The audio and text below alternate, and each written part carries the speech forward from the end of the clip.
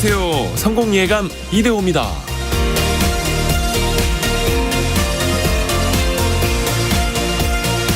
숲속에서 자다가 잠에서 깼습니다. 그때 마침 뒤쪽에서 동물의 발소리가 들립니다. 으르렁. 맹수의 소리가 가까워지고 있습니다. 차들이 쌩쌩 달리는 도로 옆을 걷고 있습니다. 갑자기 자동차가 나에게 돌진해 옵니다. 자, 이 두 상황에서 여러분은 어떻게 하시겠습니까?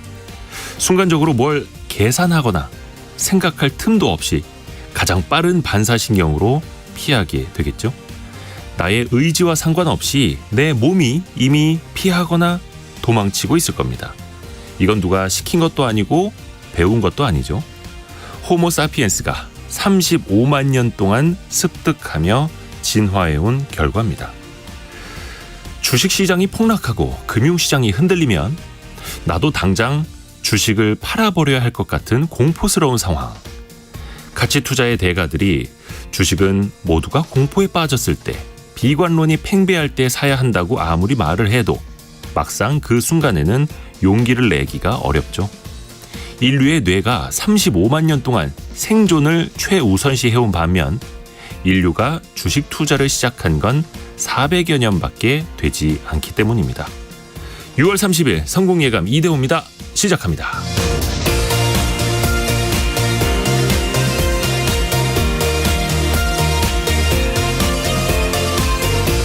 안녕하세요. 이대호입니다.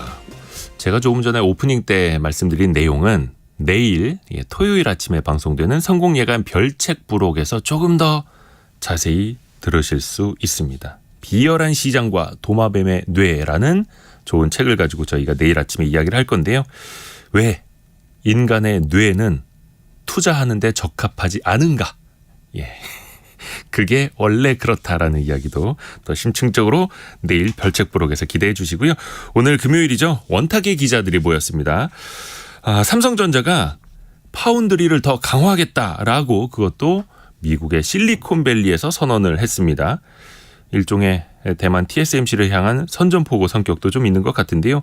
여기에다가 미국 또 일본까지 파운드리 시장에 더 경쟁을 더 뜨겁게 달구고 있습니다. 반도체 패권 경쟁 잠시 후에 한번 논해보죠.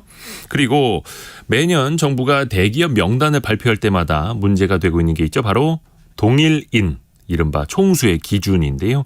공정위가 구체적인 지침을 만들었습니다. 그런데 쿠팡처럼 뭐라 해야 될까요? 좀 CEO, 최대 주주, 실질적인 동일인 여전히 빠져나갈 구멍이 많습니다. 이걸 어떻게 봐야 하는지도 잠시 후에 한번 짚어보겠습니다. 경제상식 퀴즈 통해서 여러분과 함께 또 소통 시작할게요. 어제도 그렇고 비가 많이 와서 걱정인데요. 특히 운전하시는 분들도 차량 관리 잘 해주셔야죠.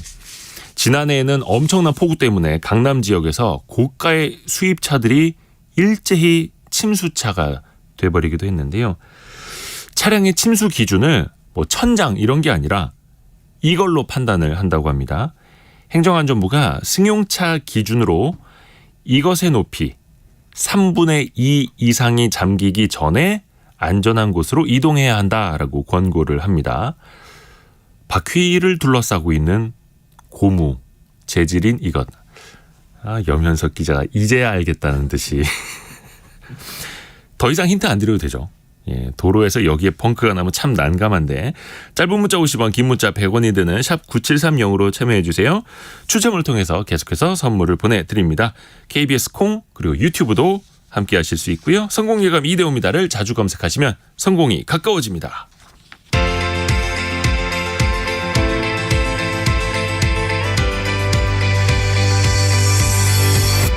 KBS 1라디오 성공예감 이대호입니다. 8249님 정답 가장 먼저 보내주셨네요. 고맙습니다. 2920님 엔진 급하셨네요. 아니었습니다. 자, 오늘 원탁의 기자들 김치형 경제전문기자, 머니투데이 방송 염현석 기자, 알고란의 고란 경제전문기자 어서 오세요. 네, 안녕하세요. 반도체 그것도 파운드리. 이제 파운드리라고 하면 생산을 전문적으로만 해주는, 전문적으로 제조를 해주는 그 공장을 말하는데, 삼성전자가 이번에 미국 실리콘밸리에서 발표를 했습니다. 보니까 처음으로 2나노 반도체 양산 계획을 공식적으로 밝힌 건데 우선은 구체적으로 우리가 이야기하기 전에 2나노 양산이 이게 어떤 의미인지 어떤 뜻인지부터 좀 설명 누가 부탁드릴까요? 뭐 쉽게 얘기하면 네, 우리가 기자? 세상에서 제일 좋은 반도체 만들 수 있어라는 얘기하고 비슷한 것 같습니다. 네. 그러니까 반도체는 작으면 작을수록 좋고 작은데 기능이 뛰어나면 뛰어날수록 좋거든요. 왜냐하면 요즘은 전자제품 자체가 작아지는 추세고 그리고 작으면 발열도 좀 적고 네, 그 전력 소모량도 적습니다. 그렇다 보니까 여러 면에서 경쟁력을 가질 수 있기 때문에 이른바 나노 경쟁이라는 미세공정 경쟁을 반도체 시장에서 굉장히 강하게 합니다. 그래서 지금 현재 삼성전자가 3나노도 제일 먼저 전 세계에서 양산을 시작했고 네. 그런데 거기서 한 발 더 나가서 2나노까지 우리는 가겠어라는 계획을 이번에 뭐 미국에서 요즘은 이제 기업들이 이런 식으로 자신들이 뭘 하겠다 신제품을 내놓는다 이렇게 어디에서 행사하는 게 좀 유행처럼 돼 있어서요. 삼성전자도 반도체 쪽 사업부에서 미국에서 행사를 갖고 우리가 조금 더 TSMC보다 빠른 속도로 최첨단 공정을 가지고 있는 반도체를 생산할 수 있는 걸 시작할 때니까 반도체 위탁 생산 맡길 회사들 우리 좀 주목해줘라고 일종의 뭐 쇼를 했다고 할까요? 뭐 선언을 한 거다 이렇게 볼 수 있겠습니다. 그 TSMC가 고라 삼성보다 4나노 기술력은 2년이고 3나노는 1년 앞섰거든요. 근데 지금 4나노가 보통 쓰는 거고 3나노가 조금 더 그 뭔가 고성능의 뭔가 반도체고 그런데 지금 2나노 발표는 이거저거 다 뛰어넘고 우린 2나노로 바로 가겠다라는 어떻게 보면 선언인데 예. 네, 잘 됐으면 합니다. 이게 사실 선언을 하는 것과 네. 기술을 개발한 것과 실제 그걸 생산 라인에 진짜 적용하는 것과 또 그걸 바탕으로 고객사 주문을 받는 것과 이 사실은 다 다른 얘기잖아요. 기술은 있어요. 예. 근데 이제 이거를 그야말로 그 뭐 수율이라고 하죠.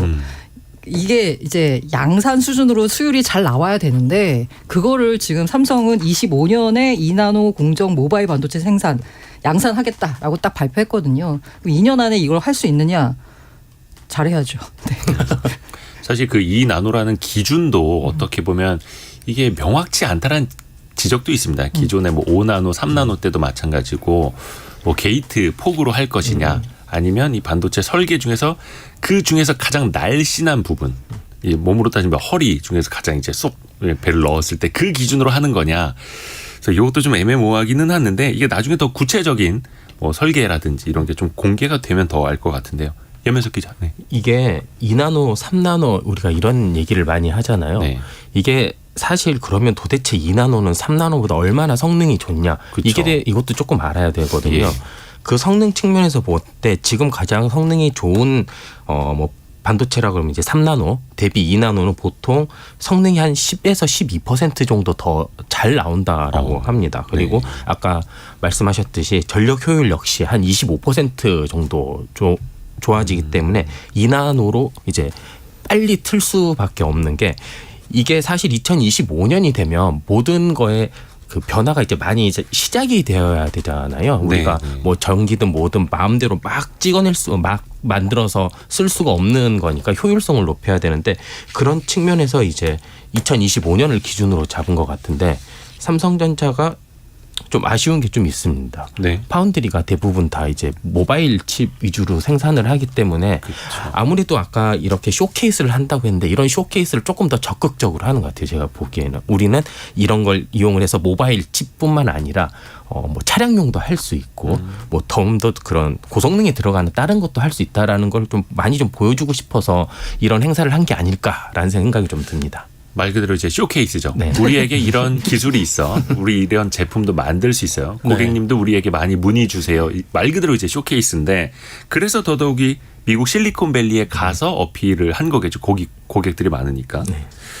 근데 항상 이럴 때 이야기 나오는 게 그러면 기술이 그렇게 좋은데 왜 TSMC와의 격차를 좁히지 못할까 이겁니다. 이게 앞서 고란 기자가 얘기했던 뭐 수율부터 시작해서 몇 가지 그 반도체 시장의 특성, 문제 이런 네. 것들이 좀 있는데요. 일단 삼성전자 같은 경우에는 다들 아시겠지만 메모리 반도체의 가장 큰 강자이자 다양한 그 사업을 하고 있는 종합 반도체 회사입니다. 그러니까 메모리 반도체도 만들고 그리고 위탁 생산도 하는 회사거든요. 그러니까 반도체 전반적인 걸 대부분 하고 있다라고 보고요. 그다음에 여기 뭐 시스템 반도체도 하고 있고요.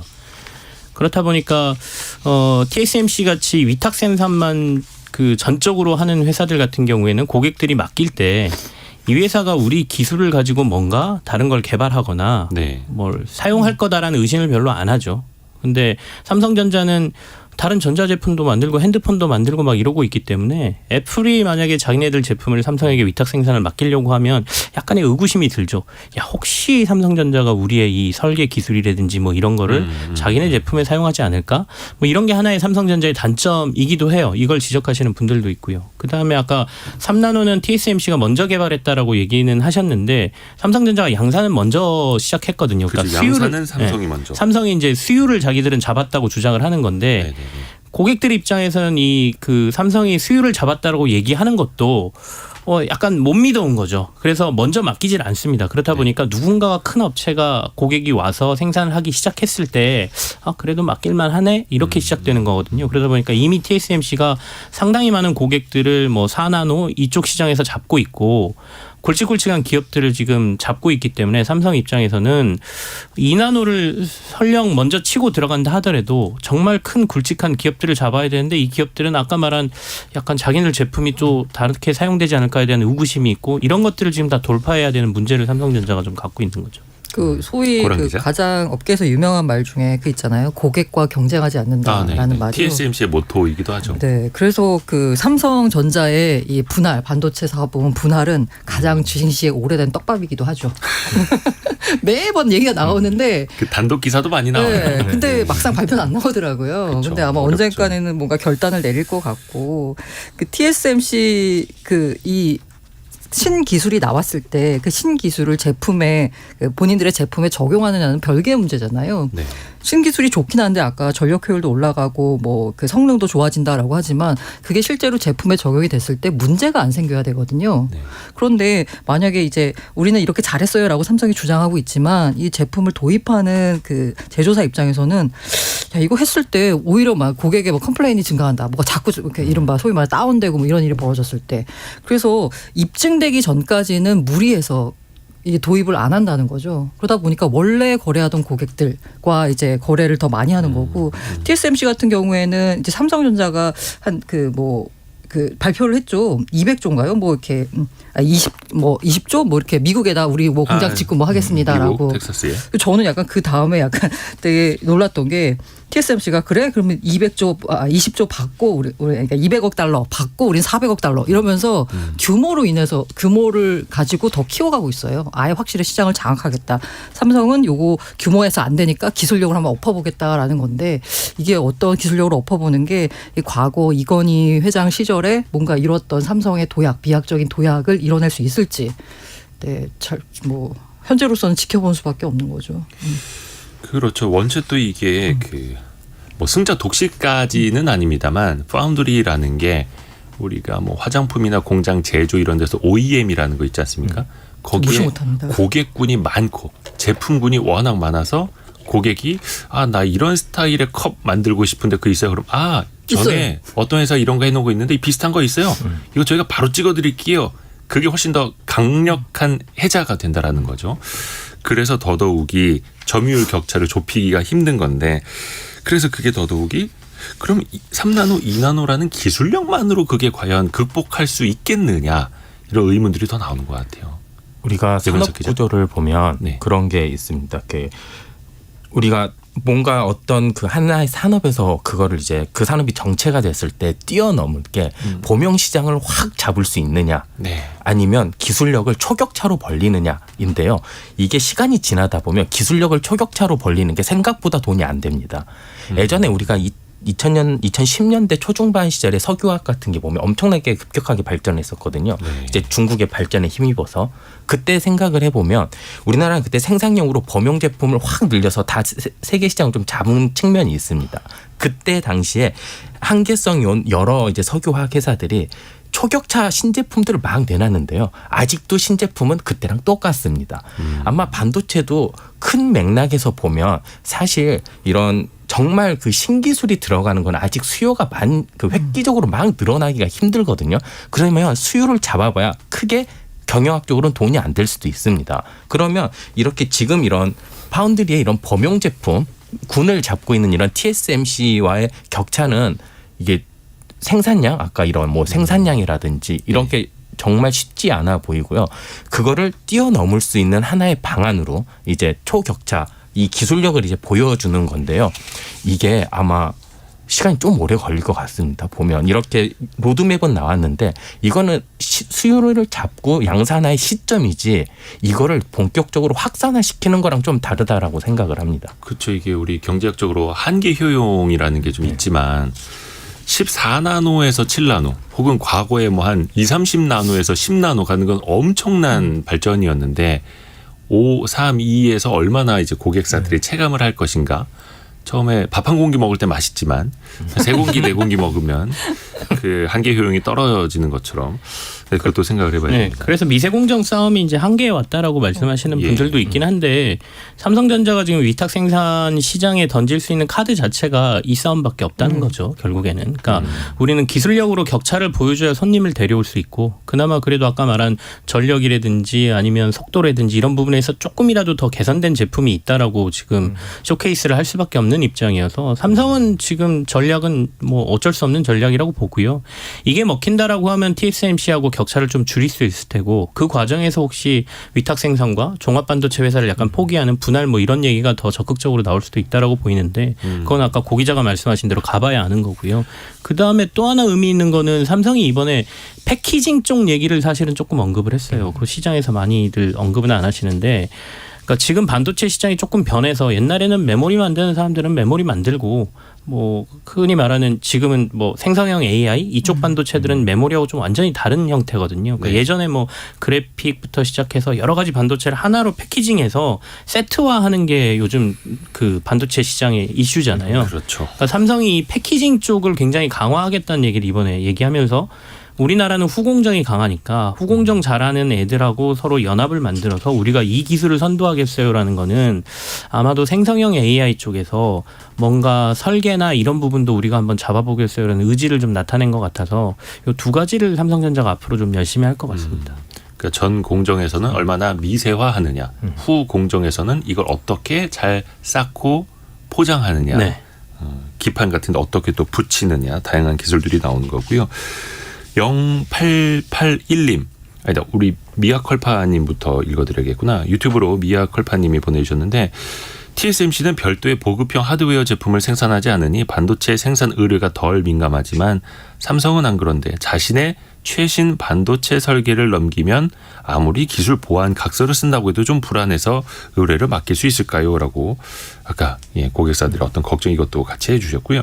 0881님은 올해 1월에 미국 5곳의 반도체 생산 지역을 돌고 왔습니다. 업계에 계신 분인가요? 인텔, TSMC의 공장 진행이 매우 민첩하고 빠릅니다. 업계에 계시는 분 같네요. 근데 실제로 인텔이 원래 이제 파운드리 같이 좀 하다가 한동안 밀렸었고 거기 7나노였던가요? 그 기술 개발 좀 많이 실패하면서 한 최근 2, 3년 동안 주가가 엄청 빠졌었죠, 인텔이. 근데 최근에 다시 절치부심하고 있더라고요. 파운드리 더 공격적으로 투자하겠다고. 미국 정부가 밀어주는 거거든요. 사실상 네. 미국이 이제 반도체를 놓칠 수가 없기 때문에 산업에서 뭐 대만계 TSMC, 그다음에 한국의 삼성전자. 여기가 두 군데가 아무리 공장을 미국에 짓는다 하더라도 자신들이 그 기술의 주도권을 잡으려면 결국 미국 기업이 해야 된다는 생각이 있기 때문에 인텔을 지금 어마어마하게 밀어준다고 봐야죠. 그래서 격차는 큰데 앞으로 아마 그런 정책적인 서포트는 훨씬 미국이 강해질 거다. 그래서 지금 인텔은 미국 내 그다음에 유럽 쪽에다가 굉장한 투자를 하고 있는 상황입니다. 믿는 구석이 있는 거죠. 그럼요. 뒷배가 있지 않습니까? 이게 반도체 산업 같은 경우는 요즘에 다 안보와 직결되고 있잖아요. 그러니까 안보 산업 같은 경우에는 할 수 있는데 좀 못하는 거랑 아예 못하는 거랑은 차이가 완전 심하거든요. 내가 어느 정도라도 뭐 할 수만 있으면 내가 누구와 이렇게 거래를 했었을 때 조금 더 쉽게 따올 수가 있습니다. 사실 우리나라도 여러 가지 산업에서 국산화를 자꾸 하려고 하는 게 국산화에 성공만 하면 들어오는 부품의 가격이 절반 이하로 막 떨어지거든요. 이것도 약간 그런 측면에서 인텔도 파운드리를 할 수 있다면 우리가 다른 뭐 삼성이라든지 TSMC 미국 입장에서 그걸 조금 더 유리한 입장에서 뭐 할 수도 있는 거고요. 그리고 그 유럽과 이제 미국의 인텔이 주로 진출을 하고 있잖아요. 네. 이거는 이제 공급망도 이제 더 확산화 시키는 거고 더 나아가서 아마 환경적인 반도체 산업을 거의 환경 산업으로 키우려고 하는 포석으로라고 얘기하시는 분들도 있거든요. 예를 들면 미국이나 유럽, 특히 독일 같은 경우에는 재생에너지 비중이 굉장히 높습니다. 네. 특히 미국 같은 경우에는 태양광이나 풍력이 엄청 싸졌거든요. 단가가. 네. 그런 거 보면 이제 미국이나 유럽, 특히 독일이나 이런 데 공장을 짓는 게 지금 자체는 뭐 보조금 이슈도 있고 너무 좋지만 앞으로 향후에 가면 이게 다 생산 단가를 낮출 수 있는 하나의 원동력이 될 수도 있다라는 거거든요. 그러면 미국 입장에서는 인텔이라는 걸 앞세워서 안보 산업도 강화하고 이제 정치 외교적인 입지도 조금 더 강화할 수 있는 이렇게 두 마리 토끼를 다 잡을 수 있게 되는 거죠. 그렇죠. 진짜 전략적으로 거의 생필품에 가까운 반도체가 됐고 그래서 바이든 대통령도 뭐 작년 재작년 계속해서 생산 기지 직접 미국에다 둬야 한다 엄청 강조를 했고 그 때문에 뭐 삼성도 자의반 타의반 투자를 더 늘렸던 거고요. 안보랑 또 직결되는 분야이기 때문에. 그런데 안보랑 또 직결되는 분야 미국이 특히나 중국을 뭐 G2 사이에서 제재를 하는 데 있어서 반도체를 굉장히 잘 이용 혹은 활용하고 있지 않습니까?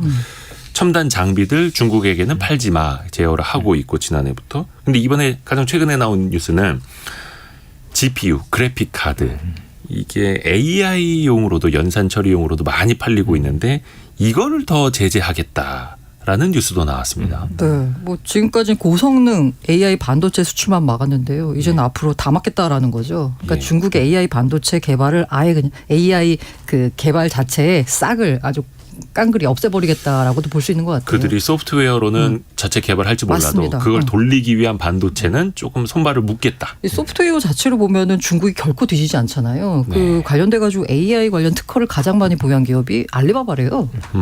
그런데 문제가 뭐냐면 그거 하려면 하드웨어가 받쳐줘야 되는데 사실 하드웨어 쪽은 아직도 중국이 반도체 굴기를 내세웠지만 많이 뒤처지는 부분이 있거든요. 이걸 막기 위해서는 초반에는 고성능 AI 고성능 쪽만 막았는데 이제는 저성능도 막겠다라고 미국이 나온 거라서 네. 정말로 미국이 확실하게 반도체 쪽을 이 안보 측면에서 접근하는 것 같습니다.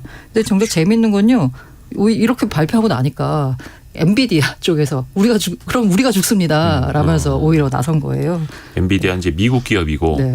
전체 매출의 한 그래픽 한 20% 정도가 중국 쪽으로 네. 나간다고 하는데 당연히 그 얼마 전에 AMAT라든지 그 램 리서치라든지 미국의 장비 기업들도 자기는 거의 한 3분의 1 매출이 중국에서 나오고 있는데 이거 첨단 장비 중국에 팔지 말라고 하니까 화가 나죠.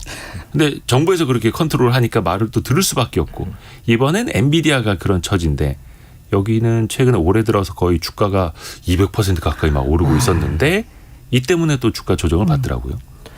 그래도 이 생성형 AI 시장에 대한 전망이 워낙 밝아서 뭐 증권가에서 이제 미국 주식 전망하시는 분들 얘기 들어보면 분석하시는 분들 얘기 들어보면 네. 엔비디아에 대한 전망은 여전히 좀 밝게 보시더라고요. 근데 이번 조치에서 가장 뭐 저희가 눈여겨봐야 될 거는 얼마 전에 뭐 블링컨 국무장관이 중국에 가서 시진핑 만나고 하면서 조금 화해 무드가 조성됐다 이런 얘기가 나왔는데 네. 결국에는 근본적으로는 미중 관계가 크게 해결되기가 좀 힘들다라는 게 이번에도 저희가 볼 수 있는 건데 어쨌든 간에 글로벌 패권을 미국이 단일 국가로서 유지하기 위해서는 중국하고의 격차를 여기서 벌리지 않으면 안 된다라는 생각을 미국이 강하게 가지고 있고 특히 이런 첨단 기술, 반도체는 미래에 있어서 가장 핵심 기술이기 때문에 최대한 격차를 벌리겠다는 의지를 모든 정책에서 다 내보이는 것 같습니다. 그래서 엔비디아를 비롯해서 우리나라 기업들도 이제 미국의 여러 가지 반도체 장비라든지 뭐 생산 시설 이런 것들이 있기 때문에 미국 정책이 우리한테 미칠 영향도 저희도 잘 생각해야 될 것 같습니다. 그리고 최근에 또 하이닉스 같은 게 많이 주목을 받았던 게 엔비디아의 그 고성능 그래픽 카드의 이 고대역폭 메모리라고 해서 HBM이라고 하는 이제 좀 비싼 메모리 반도체.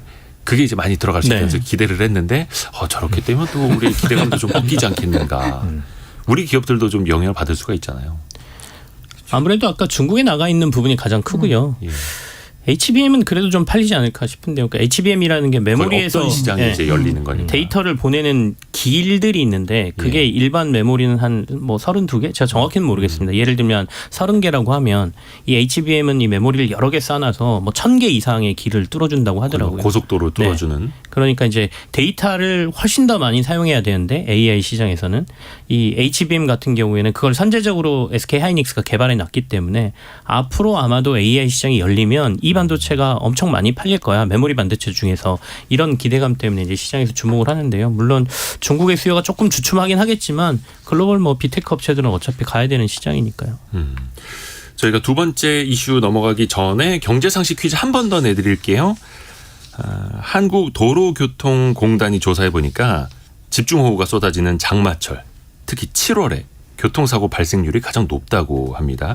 그리고 이게 미끄러워서 사고가 발생하기 쉬운데요. 그래서 노후 이거를 미리미리 좀 교체해야 된다 이런 지적들도 있죠. 또한 적정한 공기압도 맞춰놔야 되겠고요.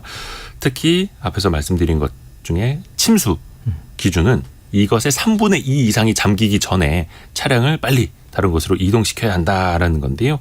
고무로 된 재질. 아까 8757님하고 9973님은 휠이라고 보내주셨는데 휠은 아닙니다. 세 글자. 그렇게 어려운 단어가 아닌데. 4989님 신발.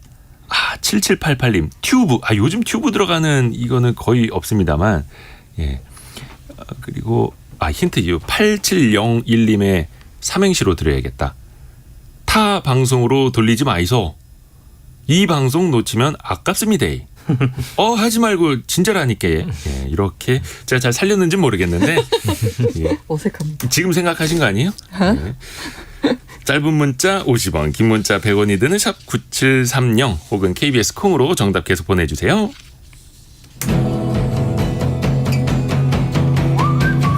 오늘의 움직임에 주목하고 세상의 흐름을 놓치지 않습니다.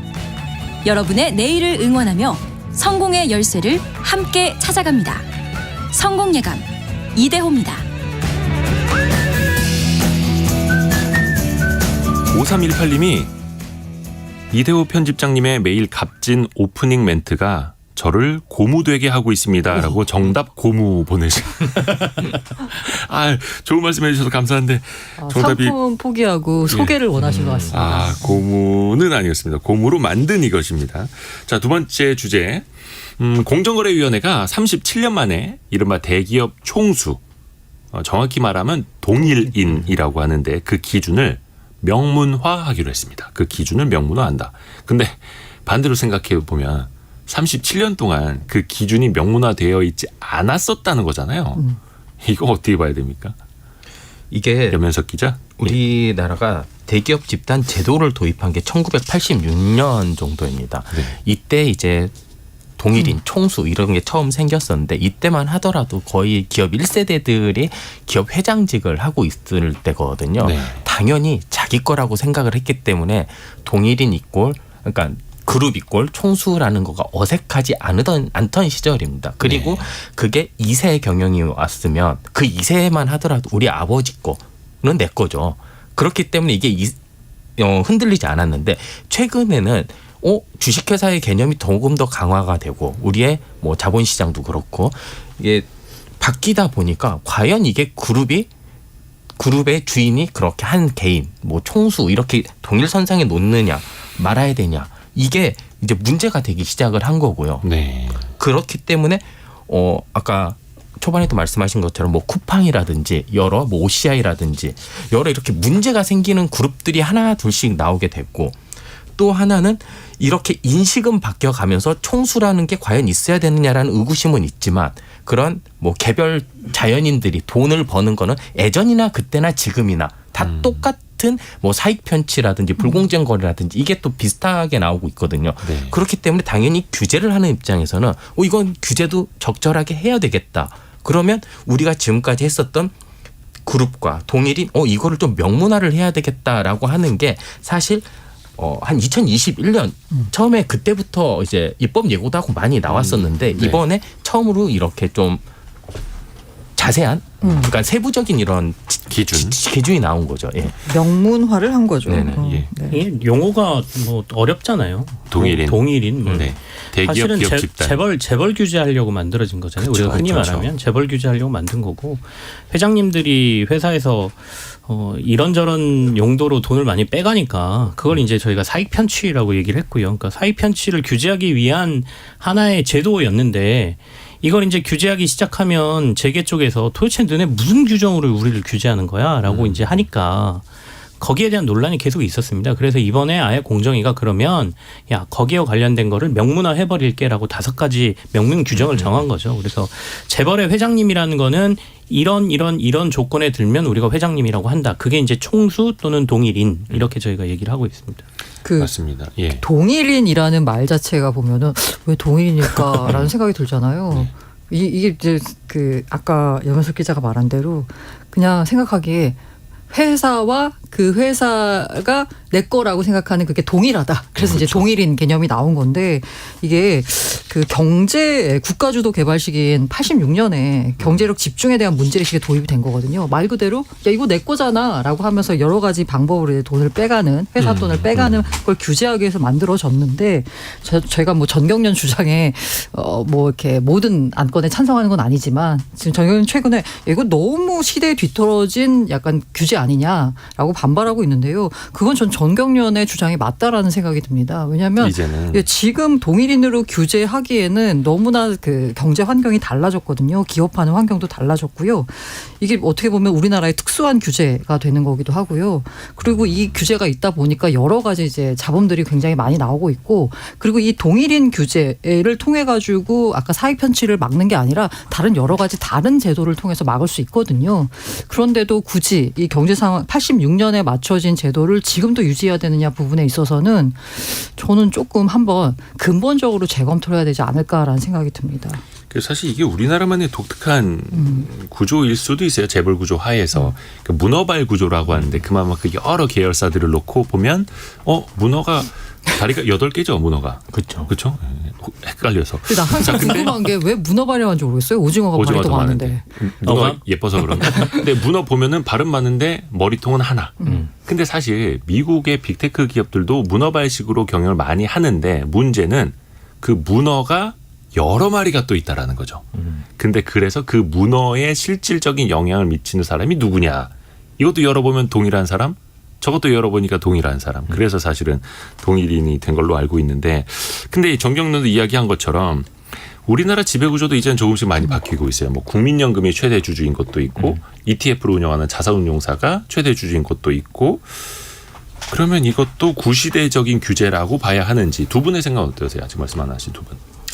전 여전히 조금 남아 있을 필요는 있는 것 같습니다. 왜냐하면 이게 시대가 변하고 아까 말씀하신 대로 여러 가지 면에서 기업들이 2세, 3세로 내려오면서 지배구조도 많이 바뀌고 견제하는 세력들이 생긴 것도 맞지만 그래도 여전히 그 일감 몰아주기부터 시작해서 그다음에 기업을 분할하거나 합치면서 이루어지는 행위라든지 그런 부분에 있어서는 남아 있거든요. 그래서 제도를 바꾸는 게 양쪽 측면을 모두 고려해야 되는데 그래 시대가 바뀌었으니까 우린 이건 완화해 줄게라고 했을 때 반대쪽에서 일어나는 일을 그러면 어떻게 효과적으로 우리가 막을 수 있느냐도 같이 고민해야 되는 문제여서 그래서 공정위에서 이번에 발표한 거는 저는 의미가 있는 게 그건 그래 너네가 뚜렷하게 동일인이라고 하는 게 어떤 사람을 말하는 거야를 명문화는 했지 않습니까? 그럼 명문화라는 규정이 있기 때문에 이 틀 안에서 아까 고 기자가 얘기했던 부분은 다시 우리가 고민해야 될 부분이고 그거는 뭐 상속세 문제부터 시작하고 다 엮여 있거든요. 그래서 조금 더 큰 고민 쪽으로 끌고 가는 게 맞다. 그래서 지금 당장 이 대기업 집단에 대한 아까 사익 편취라든지 여러 가지 공정위가 보기 위한 기준을 마련하는 데는 저는 의미가 있다라고 생각합니다.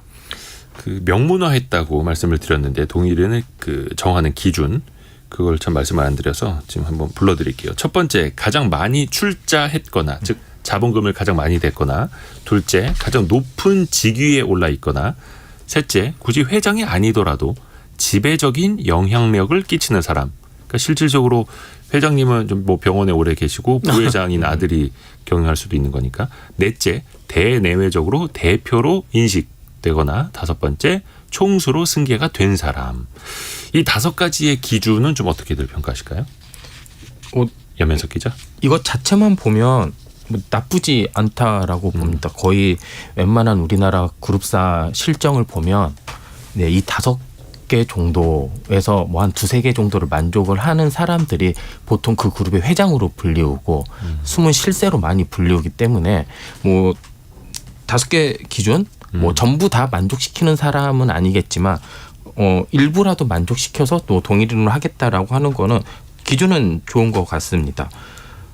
그런데 이제 문제는 이게 사실 또 얼마든지 또 피해갈 수 있는 그런 여건도 되게 많거든요. 그렇죠. 총수로 승계된 사람. 그래서 보통 이제 회장직을 버리고 그대로 영향력은 끼치지만 회장직을 버리는 사례도 많이 있었고요. 네.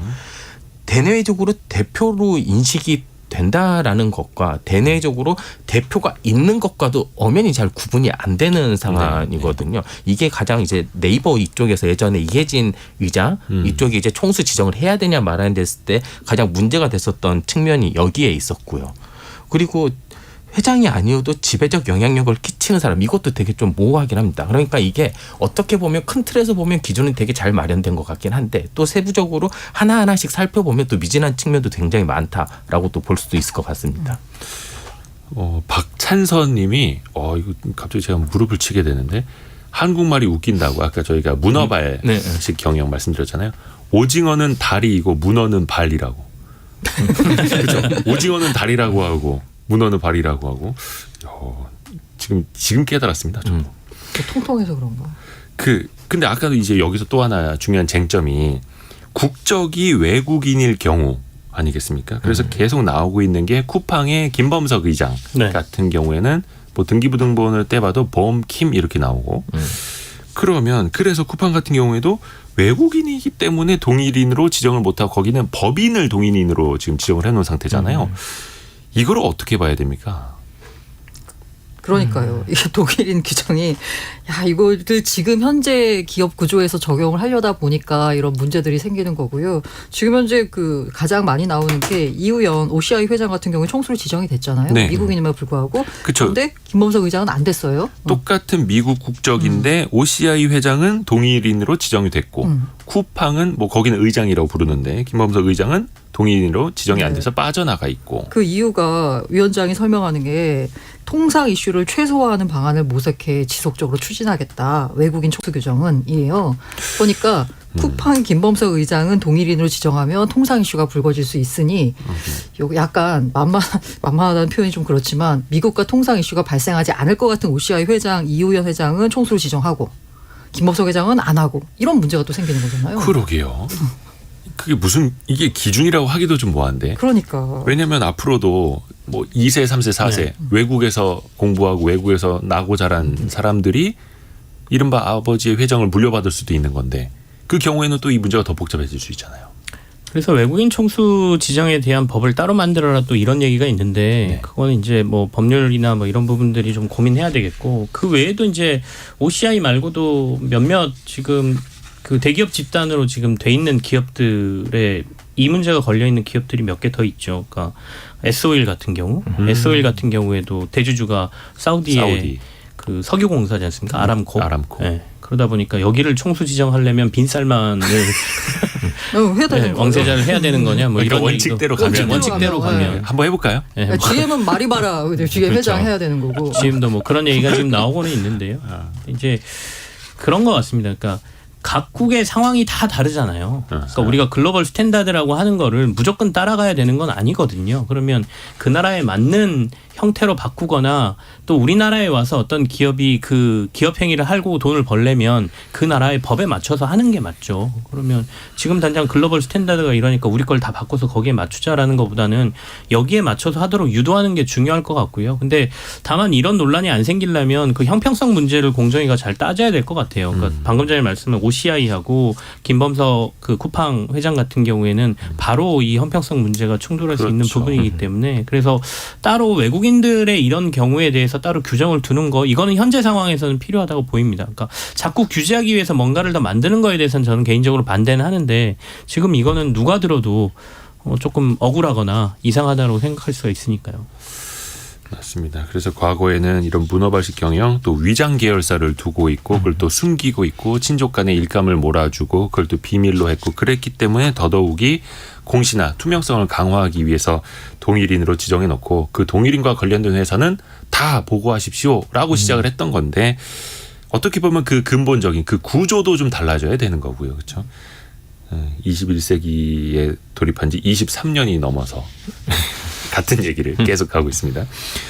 오늘 김치형 경제전문기자, 머니투데이 방송 염현석 기자, 알고란의 고란 경제전문기자 함께했습니다. 고맙습니다. 네, 감사합니다.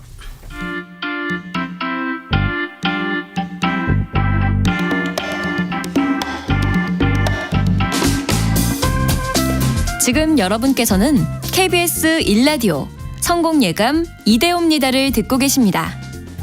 참여해주신 여러분께는 추첨을 통해 헬시 허그에서 한국인의 건강한 두피에서 찾아낸 두피 유래 유산균을, 판촉물 전문 그룹 기프코에서 텀블러 세트를, 아름다운 식탁 창조 주비푸드에서 자연에서 갈아 만든 생와사비를, 쉽고 빠른 판촉물 제작 시너지 기프트에서 LED 튜브 스탠드를, 그리고 성공예감에서 준비한 커피 쿠폰을 보내드립니다.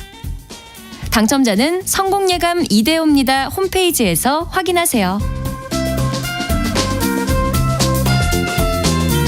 비가 많이 와도 문제고 날씨가 습한 것도 힘들고 더위는 뭐 당연히 힘들고 한데 또 하나 우리를 힘들게 하는 게 있죠. 바로 벌레들의 습격입니다. 벌레들의 습격. 요즘에 뭐 러브버그도 그렇고 얼마 전에는 동양 하루살이 때도 그렇고 이게 살충제만으로는 안 돼서 아예 전문적인 해충 방역 업체를 찾는 분들도 늘고 있는데요. 오늘 직업의 세계에서 해충 방제 전문가들의 세계 한번 들어볼게요. 한경 자벤조이 강홍민 기자입니다. 어서 오세요. 안녕하세요. 안녕하세요. 야, 해충 방제 전문가. 이것도 우리가 직업의 세계로 다루게 될 줄은 생각도 못했는데. 그러니까요. 근데 시즌이 돼서 네. 제가 한번 다뤄봤습니다. 너무 재미난 주제입니다. 그냥 우리가 쉽게 생각하면 벌레를 잡아주는 사람들인가? 그냥 소독약 뿌려주는 사람들인가까지 생각하게 되는데. 그것도 구체적으로, 맞고요. 네. 이제 뭐 역할에 대해서 소개해드리기 전에 제가 만난 분이 예. 이제 한 18년 정도 이 해충 방제 전문가로 활동하신 분이었는데 네. 보통 이제 그 방제 업체에서는 SC라고 부릅니다. SC. 서비스 컨설턴트라고 이렇게 이제 부르고 흔히 알고 있는 이제 뭐 바퀴벌레나 개미, 거미, 쥐 그리고 아까 말씀하셨던 러브버그 같은 이제 새로운 해충들을 없애주고 잡아주고 유지해주는 직업인데 단순히 이제 해충만 잡아주는 게 아니라 고객이 요청한 서비스 지역이 있지 않습니까? 네. 뭐 이를테면 집이 될 수도 있고 아니면 자영업자들 같은 경우는 식당이나 가게 그리고 뭐 회사가 될 수도 있는데 이 공간의 특성을 파악을 해야 됩니다. 그래서 이 해충들의 유입 경로를 차단하고 이 해충을 박멸하고 그리고 지속적으로 유지 관리해주는 역할까지 하는 직업입니다. 단순히 보이는 벌레만 잡는 게 아니라 유입 경로부터 이걸 다 분석도 해야 되는 거고요. 그렇죠. 정말 저 어릴 적이나 예전에는 다 집에서 알아서들 잡으셨잖아요. 쥐덧 놓고 끈끈이 깔아놓고 막 이랬었는데 이제는 이런 업체들이 이제 전문적으로 활동을 하고 있는 거고요. 아마 이 전문가들 만나면서 들어보셨을 텐데 아니 요즘 왜 이렇게 못 들어본 벌레들이 많아지는 건지. 그러니까요. 처리해달라는 벌레 종류도 다양해지고 있다면서요. 이제 러브버그는 많이 들어보셔서 아시겠지만 최근에 특히. 네, 이제 재작년부터 이 국내에서 발생된 벌레인데 이 러브버그뿐만 아니라 노래기 그리고 대벌레 이 산속 깊숙이 들어가야만 볼 수 있었던 이런 해충들이 네네네. 이제 우리 일반 이제 거주 지역까지 내려오게 됐는데 이런 벌레들이 발생하는 공통점이 있습니다. 이게 그 전년도 해에 겨울이 춥지 않았다. 라는 이 공통점이 있는데 보통 이제 겨울이 되면 네. 벌레들이 이제 해충들이 낳아둔 알이 얼어 죽는 게 일반적인데 이제 온난화로 인해서 좀 따뜻해지고 겨울이 예전만큼 춥지 않아졌잖아요. 그래서 이제 이듬해 봄이 되면 그 알들이 다시 부화해서 엄청난 개체수로 이 세상에 우리 곁에 나오게 되는 겁니다. 그러니까 벌레들이 까놓은 알이 살아남을 생존 확률이 더 높아지니까 더 많아지는 거네요. 개체가. 맞습니다. 그러면 일단 집안으로 벌레가 들어왔습니다. 혹은 집안에서 어디선가 목격이 됐어요.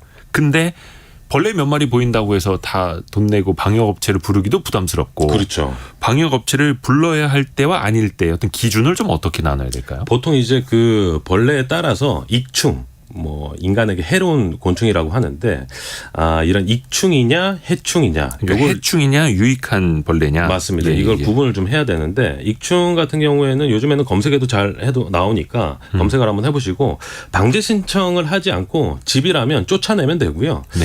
해충도 이제 개체수에 따라 내부 서식인지 외부 침입인지를 잘 봐야 됩니다. 이를테면 외부에서 그냥 뭐 한두 마리 날라 들어온 경우에는 일주일에 한두 마리 정도 보일 텐데 그 정도는 그냥 그 보는 즉시 죽이면 되고요. 근데 이제 내부 서식이 문제입니다. 이 경우에는 하루에도 한 3-4마리 정도 그 이상도 보일 때가 있을 텐데 그 경우에는 방제업체에 문의해서 서비스 신청을 하시는 게 좋습니다. 같은 벌레가 하루에 서너 마리가 눈에 띄면 네. 이거는 어디서 들어온 게 아니라 여기서 알을 까고 사는 애들이다. 맞습니다. 보이지 않는 이 해충들이 더 많기 때문이죠. 그렇죠. 초대하지도 않았는데 우리 가족이 되려고 하고. 네, 불청객이죠.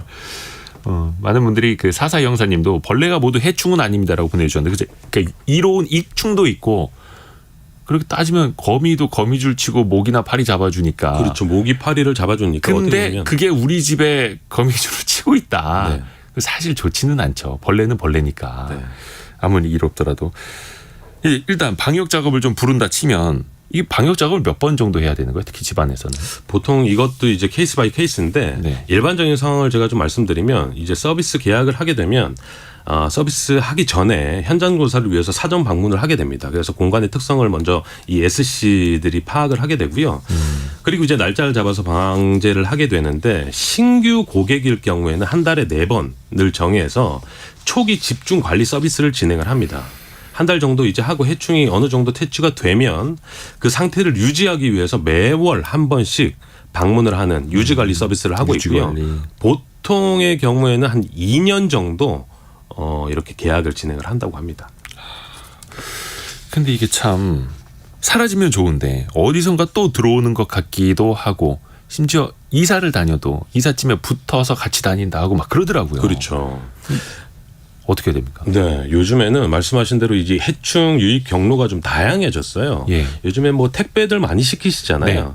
근데 이 택배 박스에 바퀴벌레가 딸려오는 경우가 굉장히 많다고 합니다. 왜냐하면 얘네들이 향촉성이라고 해서 택배 박스나 아니면 뭐 물건에 이렇게 끼어 있는 거, 눌려 있는 예. 이런 걸 굉장히 좋아한다고 해요. 그리고 이제 기본 습성이 축축하고 좀 습한 이런 공간들을 좋아하는데 그래서 이제 택배 박스에 구멍이 조금 있으면 바퀴벌레 같은 경우는 좀 들어가서 숨어 있다가 뜯을 때 사사삭 이제 집 안으로 유입되는 경우가 좀 많고 그 이분이 한 사례를 들었는데 원래 이제 바퀴벌레가 없던 집인데 언제부턴가 이제 바퀴벌레가 생겨서 서비스 신청이 들어와서 이제 갔는데 알고 보니까 윗집에서 이사를 왔는데 네. 우리 말씀하신 대로 이삿짐에서 벌레가 나왔다고 합니다. 그래서 초장에 아주 센 바퀴벌레 약을 쳤더니 네. 이 바퀴벌레들이 배관을 통해서 아랫집 윗집으로 퍼져서 도망가면서 다른 집으로 가버린 거예요? 그렇죠.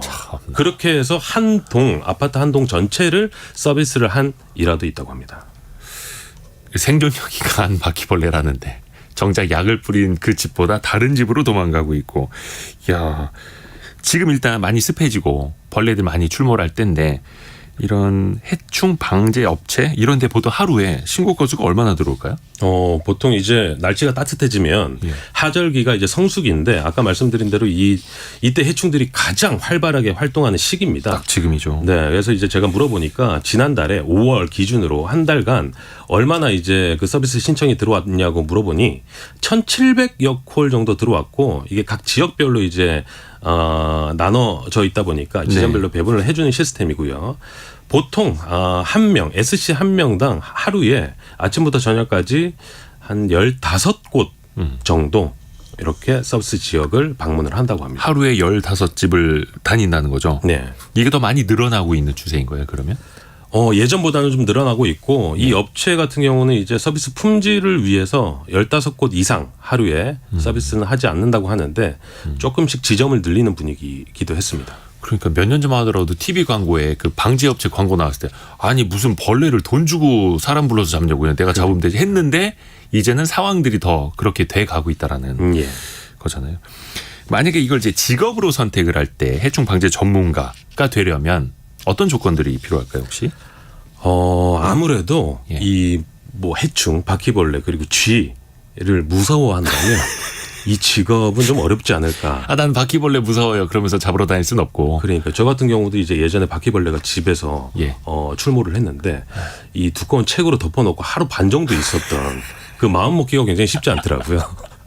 그래서 하루 반 지나고 난 뒤에 휴지를 돌돌 말아서 이제 치운 기억이 있는데 저 같은 분들은 강홍민 아마- 기자가 이렇게 덩치도 좋고 한데. 네. 아, 네. 아마 어렵지 않을까 싶고요. 그리고 이제 또 갖춰야 될 조건 중에 하나 여쭤보니까 예. 이 주인 의식이 있어야 된다고 합니다. 이게 뭐냐고 물어보니까 이 SC들은 이제 혼자서 대부분 이제 업체를 방문하는데 이 트랩이라고 해서 끈끈이를 이제 설치하고 수거하는 역할을 하는데 요게 주인 의식이 없으면 대충 그냥 설치하고 와도 무방하다고 합니다. 근데 이제 이 공간, 서비스 지역의 이 공간에 해충을 박멸하겠다라는 그런 마인드를 가지고 임해야 이 성과나 만족도도 높아지는 직업이 아닐까 싶습니다. 혹시 이분들의 직업병도 있나요? 직업병이 있었는데 굉장히 재밌었습니다. 네. 이분 18년 정도 하신 분이었는데 이분은 어떤 공간 그리고 가게, 식당에 들어가면 이 공간에 해충이 있는지 없는지를 냄새로 네? 바로 판단을 한다고 합니다. 여기 바퀴벌레 사는 집인지 냄새로 알 수 있다고요? 그러니까요. 특히 식당 같은 경우는 이제 그 위생이 굉장히 중요하기 때문에 네네네. 바퀴벌레가 살면 안 되잖아요. 네. 식당에 딱 문 앞에 들어가면 이 바퀴벌레 특유의 배설물 냄새가 있다고 해요. 그걸 맡는다고요? 그걸 맡는다. 사람이? 맞습니다. 거의 달인이네요, 그럼. 아무튼 그 가게에 들어가서 그 냄새가 나면 네. 바로 나온다고 하고 이제 들어가서 나온 경우도 꽤 있다고 합니다. 네. 아이고, 재밌는데 시간이 다 돼서 여기까지 들어볼게요. 저희 2부 때는 구독 경제에 대해서 조금 더 깊이 있게 살펴보겠습니다. 지금까지는 한경 자벤조이 강홍민 기자와 함께했고요. 해충 방제 전문가 아니고 강홍민 기자였습니다. 고생 많으셨습니다. 감사합니다. 잠시 뉴스 듣고 저희 10시 5분에 다시 돌아올게요.